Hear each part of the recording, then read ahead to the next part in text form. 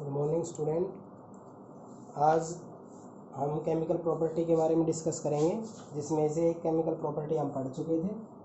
दूसरी chemical property है elimination reaction.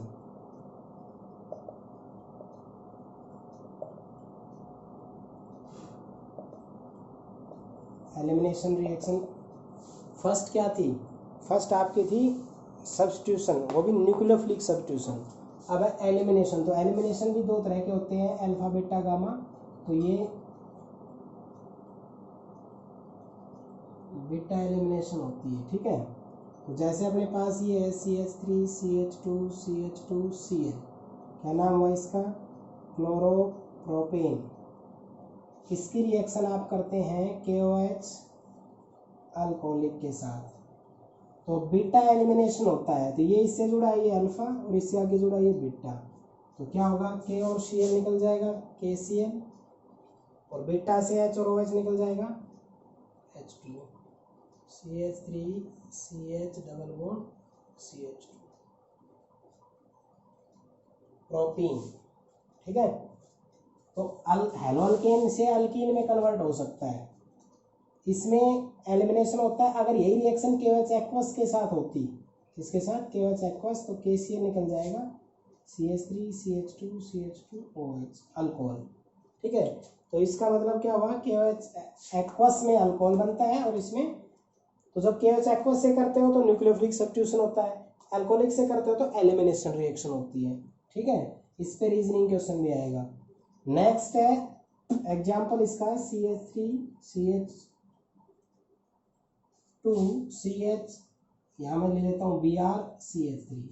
इसकी रिएक्शन करवाते हैं हम KOH अल्कोहलिक। तो क्या होगा? यहाँ से दो प्रोडक्ट बन सकते हैं। कैसे? ये ग्रुप यहाँ जुड़ा है तो ये अल्फा पोजीशन हो गई इसकी, नेक्स्ट ये बीटा और ये बीटा। तो एक बार ये बीटा यूज करेंगे, एक बार ये बीटा यूज करेंगे।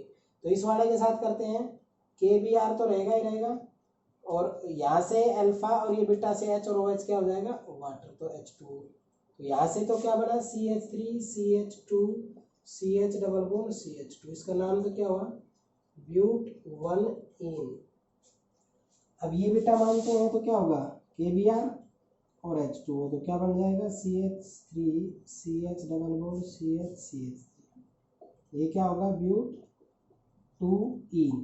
ठीक है। तो दो प्रोडक्ट बने, दोनों प्रोडक्ट ही बनते हैं, बट ये 80% रहता है और ये दोनों 20%, और ये रिएक्टिंग मिक्सर में रहेंगे, इसलिए ये दोनों ही प्रोडक्ट बनेंगे। बट मेजर प्रोडक्ट आपका ये रहेगा। क्यों? क्योंकि सिमेट्रिक अल्कीन होती है कि ज़्यादा स्टेबलाइज होता है, तो प्रोडक्ट इसका ज़्यादा रहता है, ठीक है। तो हेलोअल्केन जो आपका होता है, अगर आप उसकी रिएक्शन KOH अल्कोहलिक से करवाते हैं तो आपका अल्कीन बनता है, और अगर एक से ज़्यादा बीटा पोजीशन होती है तो आपका क्या बन सकता है?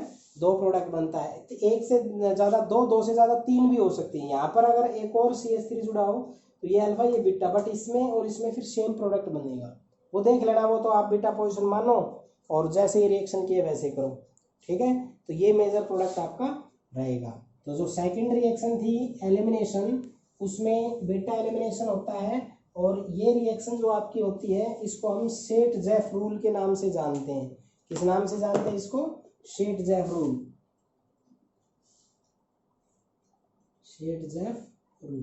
शेट-जेफ रूल यानी कि अगर आपसे पूछा जाए तो अगर आपकी ये रिएक्शन है KOH अल्कोहलिक के साथ, तो क्या होगा? KBr और अल्फा ये बीटा से H और OH water, CH3 CH double bond CH2, क्या बन गया? ये प्रोपीन। तो अगर आप हेलोअल्केन से अल्कीन में जाते हैं, शेट-जेफ रूल लगाओ।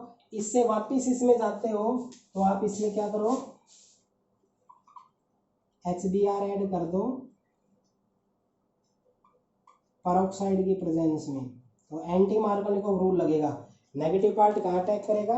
नेगेटिव पार्ट आपका अटैक करेगा जहाँ हाइड्रोजन ज़्यादा हो। इसमें हम चेक करेंगे तो यहाँ पर अटैक करेगा। तो कहने का मतलब जो शेट-जेफ रूल और एंटी मार्कोनिक या मार्कोनिक होते हैं, ये एक दूसरे के वाइस वर्सा होते हैं, जो कन्वर्जन में बहुत ज़्यादा काम आएंगे आपके, ठीक है। यानी एल्कोहल से अल्कीन में जाना हो तो शेट-जेफ रूल, अल्कीन से एल्कोहल में जाना हो तो या तो मार्कोनिक या एंटी मार्कोनिक। 1 नंबर कार्बन पे जाना हो तो एंटी मार्कोनिक, 2 नंबर कार्बन पे जाना हो तो मार्कोनिकोव रूल लगता है। ठीक है, तो सेकंड आपकी हो गई है केमिकल प्रॉपर्टीज में ही रिएक्शन थी बस। अब अगली है तीसरी, reaction with active metal. Reaction with active metal, active metal से रिएक्शन। तो इसमें क्या होता है, लिथियम, सोडियम, मैग्नीशियम, कैल्शियम, इस तरह के आपके नाम चलते हैं। ठीक है, तो अब आपको इसको जैसे कोई अपने पास है हेलोअल्केन, इसकी रिएक्शन करवाई है किसके साथ, एक्टिव मेटल के साथ। तो जो ये रिएक्शन होती है ड्राई ईथर। तो क्या हो जाएगा RMgX। इसको क्या कहते हैं, ग्रिग्नार्ड रिएजेंट। जो ग्रिग्नार्ड रिएजेंट होता है ये होता है वेरी रिएक्टिव, किसके साथ, वाटर के साथ। अगर ये तुरंत वाटर इसके संपर्क में आया, हल्का सा मॉइस्चर भी अगर इसको मिल गया तो ये तुरंत MgX और OH इजेक्ट आउट कर देगा और आपका क्या बनेगा RH। इसको क्या कहते हैं, अल्केन कहते हैं। क्या कहते हैं, अल्केन। तो यहाँ पर एक क्वेश्चन भी बन जाता है कि जो आपके पास ग्रिग्नार्ड रिएजेंट होता है ये अनहाइड्रस कंडीशन पे ही काम करता है, क्योंकि अगर ये वाटर के साथ काम करेगा तो वाटर के साथ रिएक्शन करके अल्केन फॉर्मेशन करता है। जैसे ग्रिग्नार्ड रिएजेंट ऐसे CH3Br प्लस Mg, किसकी प्रेजेंस, ड्राई ईथर। तो क्या बनेगा CH3MgBr, मिथाइल मैग्नीशियम ब्रोमाइड। ठीक है, तो ये ग्रिग्नार्ड रिएजेंट है। एक और भी रिएक्शन आ जाती है CH3Cl plus Li। Active metal की जब भी वो हो तो प्रेजेंस हमेशा क्या रहेगा, ड्राई ईथर। ड्राई इसलिए यूज करते हैं ईथर में, ईथर तो आपका ROR ग्रुप होता है, लेकिन इसको ड्राई इसलिए रखते हैं कि इसमें अगर मॉइस्चर हुआ, वाटर हुआ, तो ये ग्रिग्नार्ड रिएजेंट तुरंत उस वाटर से रिएक्शन कर लेगा। उससे बचने के लिए ड्राई ईथर का यूज करेंगे। ड्राई ईथर की प्रेजेंस CH3LiCl। ठीक है, तो इस तरह से ये आपका क्या बन जाता है, मिथाइल लिथियम क्लोराइड। ये आपके ग्रिग्नार्ड रिएजेंट ही है। ये इतना स्टेबल ग्रिग्नार्ड रिएजेंट नहीं है जितना कि आपका CH3MgBr है। तो वो तो चाहे कोई भी यूज हो, CH3MgCl और CH3MgBr ये यूज होगा। ठीक है, अब इन्हीं एक्टिव मेटल के साथ 3-4 नेम रिएक्शन आती है। वो नेम रिएक्शन मैं बताता हूँ जो कि आप 11th में पढ़ भी चुके थे इसको, और वो थी वुड्स रिएक्शन,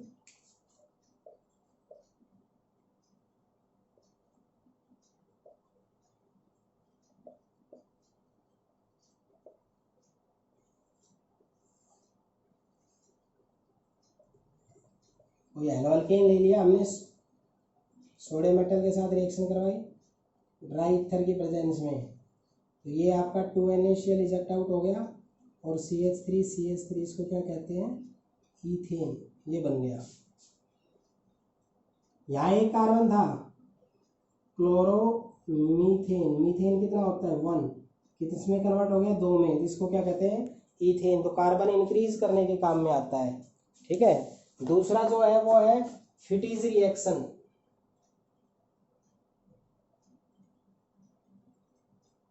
फिटीज रिएक्शन जो थी वो बेंजीन के साथ थी, सेम था बट हेलोअल्केन के बजाय क्या कर दिया, हेलोएरिन। तो क्या होगा, ड्राई ईथर। तो ये इजेक्ट आउट हो जाएगा आपका 2NaCl, बन क्या जाएगा, बाइफिनाइल। ठीक है, फर्क देखो आप, ये हेलोअल्केन पे अप्लाई, ये हेलोएरिन पे अप्लाई। ये क्लोरोबेंजीन है, क्लोरोमीथेन है। सोडियम के साथ रिएक्शन सोडियम, एक्टिव मेटल के साथ रिएक्शन ड्राई ईथर की presence, dry ether eject out, एक Na पे +1 -1 +1 -1 ये होता है। वैसे तो बेंजीन से डायरेक्ट नहीं टूटता, लेकिन ड्राई ईथर की वजह से ये टूटता है, तो इसलिए स्पेशल रिएक्शन नाम डाला गया। अगली जो रिएक्शन आपकी होती है वो होती है वुड्स फिटीज।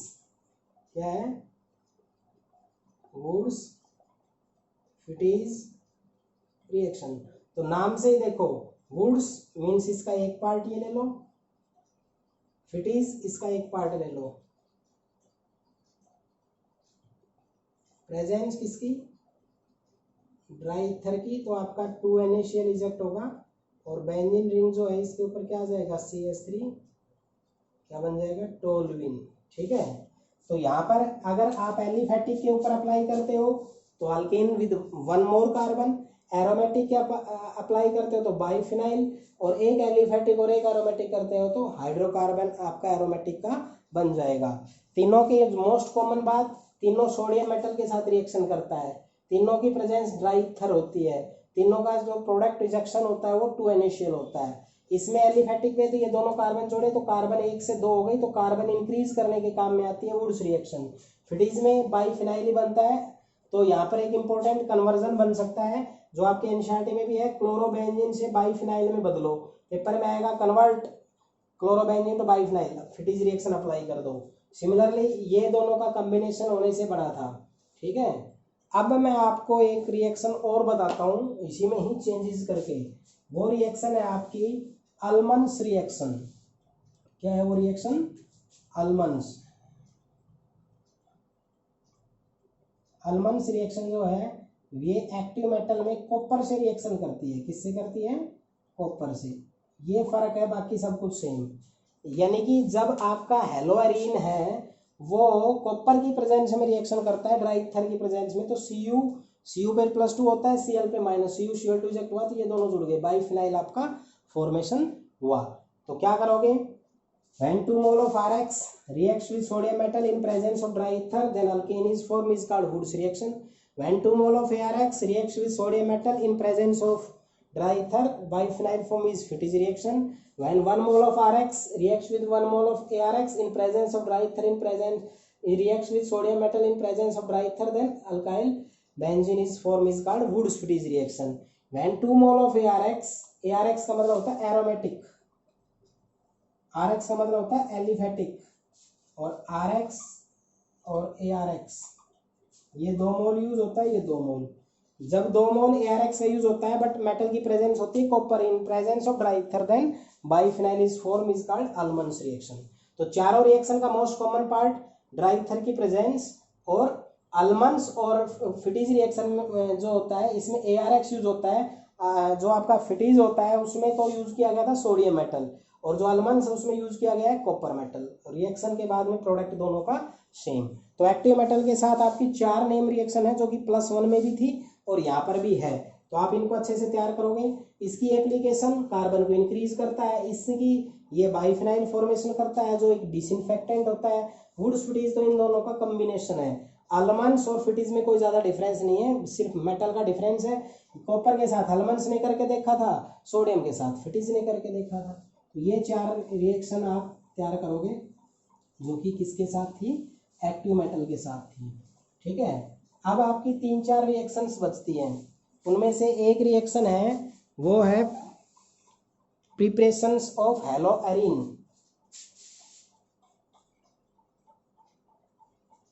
प्रिपरेशन ऑफ हेलोअरीन, देखो हेलोअरीन की प्रिपरेशन करनी है हमने, तो हम हेलोअरीन की प्रिपरेशन करते हैं तो उसके लिए मैं यूज करता हूँ सबसे पहले CH3 की रिएक्शन मैं करवाता हूँ Cl2 मीन्स X2 के साथ डार्क में, और दूसरी रिएक्शन मैं करता हूँ Cl2 के साथ लाइट में। सब बच्चों को पता है लाइट में रिएक्शन होने का मतलब क्या है, फोटोकेमिकल रिएक्शन। तो यहाँ से एक H और एक यहाँ से Cl, तो क्या बन जाएगा, HCl बन के आ गया CH2Cl, इसको बोलते हैं बेंजाइल क्लोराइड। ठीक है, डार्क में होता है तो जो प्रोडक्ट आपका फॉर्मेशन होता है वो होता है ऑर्थो और पैरा। ठीक है, तो ये क्या हो जाएगा, ऑर्थो क्लोरोटोलिन, पैरा क्लोरोटोलिन। मतलब जब आपके पास डार्क में रिएक्शन होती है तो फोटोकेमिकल रिएक्शन तो होती नहीं है, तो उसको बोलते हैं इलेक्ट्रोफिलिक सब्स्टिट्यूशन रिएक्शन। क्या, इलेक्ट्रोफिलिक सब्स्टिट्यूशन रिएक्शन। जो इलेक्ट्रोफिलिक सब्स्टिट्यूशन रिएक्शन होती है उसमें क्या होता है कि जो आपके पास ये जो CH3 है ना, इसके नेगेटिव पार्ट इन पोजीशन पे आता है। तो जो रिच इलेक्ट्रॉन रिच पोजीशन जो बनती है वो ये पोजीशन क्या होती है, अगर आप अलग से उठा के देखें तो अगर आपके पास यहाँ पे ग्रुप जुड़ा है तो इसके दाएं बाएं तो ऑर्थो होगा, सामने पैरा बच गया वो मेटा। तो नेगेटिव पार्ट किस किस पोजीशन पे जाता है, ड्यूरिंग डिलोकलाइजेशन ऑर्थो और पैरा पे। और जो ये रिएक्शन होती है तो Cl2 जो होता है ना, ये पॉजिटिव फॉर्मेशन करता है। Cl से टूटते हैं, देखो Cl तीनों में जाता है। Cl डॉट में वो फ्री रेडिकल, Cl पॉजिटिव में इलेक्ट्रोफाइल, Cl नेगेटिव में न्यूक्लियोफाइल। तो इस केस में ये किसका काम करता है, इलेक्ट्रोफाइल बनता है ये। तो इलेक्ट्रोफाइल क्या होता है, electron deficient. Electron rich position कहाँ हो गई, ऑर्थो पैरा पे। तो ये कहाँ पर अटैक करेगा, ऑर्थो और पैरा पे। ये रेजोनेटिक स्ट्रक्चर सिलेबस में नहीं है, क्लोरोबेंजीन की है, वो मैं बताऊंगा नेक्स्ट वीडियो में। तो आपको ध्यान रखना है कि जो आपके पास टोल्यूइन है वो ऑर्थो पैरा डायरेक्टिंग है, तो जो इलेक्ट्रोफाइल अटैक करेगा वो कहाँ पर करेगा, ऑर्थो और पैरा पोजीशन पे। इसलिए ऑर्थो और पैरा कंपाउंड बन गया। ऑर्थो और पैरा कंपाउंड ये आपके हैलोअरीन्स होते हैं, इसीलिए हम इनको इसकी प्रिपरेशन में पढ़ते हैं। तो अगर यही रिएक्शन लाइट में होती तो ये यहाँ से निकलता, डार्क में है तो ऑर्थो पैरा पे जाएगा।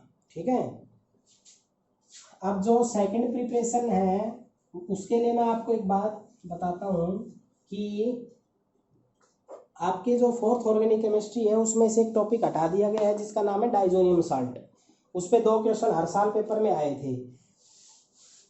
डाइजोनियम साल्ट के 3 रिएक्शन यहाँ है, वहाँ सिलेबस में हटा दी, वो इसीलिए हटाए गए कि उसकी रिएक्शन इस यूनिट में है। अगर हम 4th यूनिट जब पढ़ते हैं डाइजोनियम साल्ट तो यहाँ से पढ़ के जाते हैं, वहाँ पर यही बोल देते हैं आप पहले पढ़ चुके हो, तो उनकी रिएक्शंस यहाँ है। तो ये इंपॉर्टेंट है, यहाँ पर बस वहाँ पे 10 रिएक्शन थी, प्रिपरेशन वगैरह थी, यहाँ प्रिपरेशन नहीं है, तो आप इसको थोड़ा ध्यान से कर लेना, इंपॉर्टेंट है। सैंडमेयर रिएक्शन इंपॉर्टेंट है, बहुत आसान है, लेकिन ये ले लिया है मैंने N2 पॉजिटिव Cl नेगेटिव, इसको बोलते हैं बेंजीन डाइजोनियम क्लोराइड। अगर इसकी रिएक्शन CuCl HCl से करवाएं या CuBr HBr या Cu2Cl2 HCl, एक ही बात है, ये सारे एक जैसे ही हैं, इनमें सब में क्या होगा, Cl बनेगा।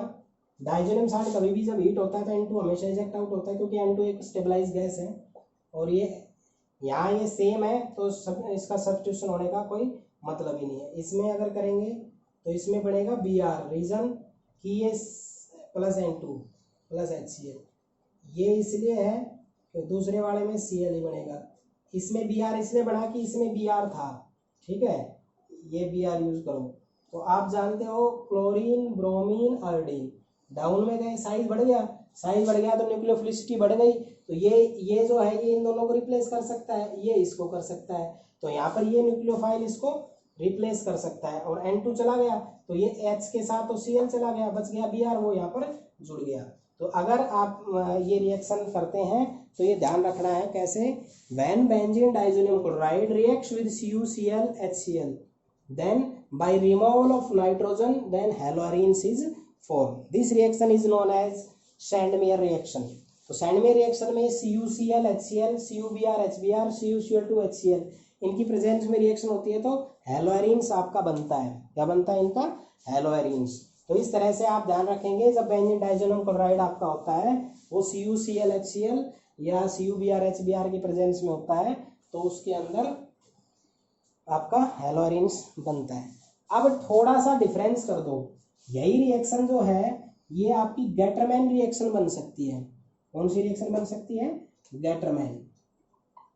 तो गेटरमैन नाम के साइंटिस्ट ने क्या किया, गेटरमैन ने क्या कि ये रिएक्शन Cu की प्रेजेंस में की। किसकी प्रेजेंस में की, Cu। वो किसकी थी, CuCl CuCl2 कॉपर के। अगर ये रिएक्शन कॉपर की प्रेजेंस में कर दें, सब कुछ same, as it is ejection, वही प्रोडक्ट बनना, सब कुछ सेम, बट रिएक्शन का नाम क्या, गेटरमैन रिएक्शन। तो क्या बोलोगे, जब benzene diazonium chloride CuCl HCl के साथ करता है तो वो रिएक्शन तो सैंडमेयर होती है। अगर कॉपर की प्रेजेंस में अगर किया जाए तो उसको हम क्या कहते हैं, गेटरमैन रिएक्शन कहते हैं। उसको क्या कहते हैं, गेटरमैन। तो गैटरमैन और सैंडमेयर में एक माइनर सा डिफरेंस है। Reaction with CuCl is called Sandmeyer, reaction with Cu is called Gattermann. Sandmeyer और गैटरमैन की स्टार्टिंग प्रोडक्ट दोनों का सेम, क्या, बेंजीन डाइसोनियम क्लोराइड। सैंडमेयर और गैटरमैन का प्रोडक्ट क्या, दोनों का सेम, मीन्स बेंजीन के ऊपर हैलोजन। तो क्लोरीन यहाँ होगा तो Cl, यहाँ Br होगा तो Br। अब कहोगे सर आई हो तो आई होगा ना, तो ये रिएक्शन जो होती है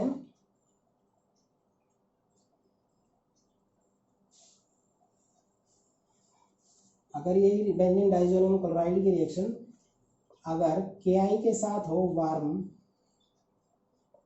तो आपका N2 इजेक्ट होगा, KCl इजेक्ट होगा और बेंजीन के ऊपर क्या चला जाएगा, आयोडीन। सिंपल सी है। आई जो है ये रिएक्टिव होता है, थोड़ा बड़ा साइज होता है, तो इसको आपको किसी कैटलिस्ट की जरूरत नहीं होती, बस हल्का सा वार्म करते ही हो जाएगा। और ये KCl निकल जाएगा, आयोडीन है ना, इस Cl को रिप्लेस कर देगा, तो क्या बन जाएगा आपका आयोडो बेंजीन। ठीक है, तो सैंडमेयर रिएक्शन, गैटरमैन रिएक्शन और रिएक्शन विद Ki और आपका डार्क में रिएक्शन, ये 4 रिएक्शन हेलोएरिन्स की प्रिपरेशन है। उसमें सिर्फ ज़्यादा नहीं है, 3-4 ही प्रिपरेशन है। तो आप इनको अच्छे से ध्यान रखें और डायरेक्ट फ्लोरिनेशन नहीं कर सकते, इस पे ध्यान रखना कि एक्सप्लोजिव होता है। और इसमें I2 के साथ करते हैं तो डायरेक्ट I2 का ना करके HiO4 एक पीरियोडिक एसिड होता है उसके साथ करते हैं। Cl2 के साथ करेंगे तो FeCl3 की प्रेजेंस होगी, तो ये इलेक्ट्रोफाइल जनरेट करेगा। अगर आप Br2 के साथ करोगे तो ये FeBr3 की प्रेजेंस में होगा और आपका Br पॉजिटिव इलेक्ट्रोफाइल जनरेट होगा। और जो बेंजीन होती है, बेंजीन के अंदर हमेशा कौन सा सब्स्टिट्यूशन होता है, इलेक्ट्रोफिलिक।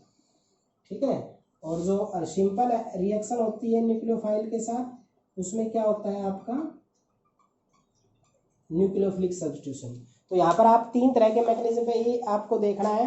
पहला न्यूक्लियोफिलिक सब्स्टिट्यूशन, वो केमिकल प्रॉपर्टी जो फर्स्ट थी हेलोरिन्स की, सॉरी हेलोअल्केन की, वहाँ। दूसरा था एलिमिनेशन, तो एलिमिनेशन के नाम से बताया, उसमें तो एलिमिनेट होता है। तीसरा जो है वो बेंजीन रिंग पे अगर कोई भी मैकेनिज्म शुरू होता है तो हमेशा इलेक्ट्रोफिलिक सब्स्टिट्यूशन होता है, ऐसे ध्यान रखना। क्या होता है, इलेक्ट्रोफिलिक सब्स्टिट्यूशन। ड्राई ईथर की प्रेजेंस, सॉरी एक्टिव मेटल की प्रेजेंस में होती है तो हमेशा प्रेजेंस होती है ड्राई ईथर की। ठीक है, तो आप इनको अच्छे से तैयार करना। आज आप इनको अच्छे से तैयार कर लो। नेम रिएक्शंस आपकी 10 के करीब हो गई हैं, इनको अच्छे से ध्यान करो। एनसीईआरटी से एक एक वर्डिंग पढ़ के आप इन यूनिट्स को पूरा करो। सिंपल सी यूनिट है, जैसे आप इनऑर्गेनिक केमिस्ट्री में पढ़ते थे, जो लास्ट ग्रुप होता है और जो फर्स्ट ग्रुप होते हैं वो एक दूसरे से रिएक्ट करके निकला प्रोडक्ट इजेक्ट आउट करते हैं, वो आपको अच्छे से तैयार करने हैं। उसी तरह से रिएक्शंस आपकी सारी होती हैं, बस कंसेप्ट 3 चलते हैं। इसमें न्यूक्लियोफिलिक सब्स्टिट्यूशन, बेंजीन में इलेक्ट्रोफिलिक सब्स्टिट्यूशन, और अगर बाय द वे सनलाइट की प्रेजेंस हो तो फ्री रेडिकल मैकेनिज्म आपके यूज होते हैं। ठीक है, इनको आप अच्छे से तैयार करेंगे।